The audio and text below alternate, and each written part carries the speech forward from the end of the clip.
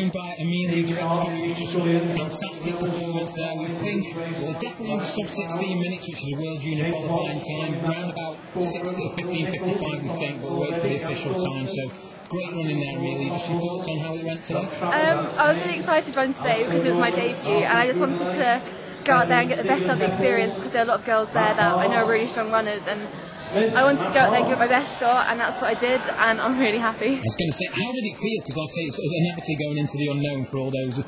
You ran 3Ks, I know, and you're an experienced cross-country runner, so you sort of, the distance was probably never going to be an issue, but how did you find it racing-wise? How was it? It was definitely different to the cross-country, definitely different to what I'm used to as well, but just go out there and get the experience what I was going for, and to enjoy it and get the best out of the experience, so I'm definitely going to be much more confident going into it next time, and just keep on enjoying it, really. How, very mature performance, I might add. It's like I say, you set off the early pace. How good was it? I think you and your teammate there, Emma Pallant, were working together. Was that the plan from the offset, or did it just how it worked? Or?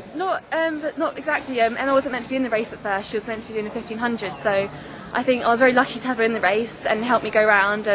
Very motivating, and just kept me on my toes and kept me going all the way to the finish.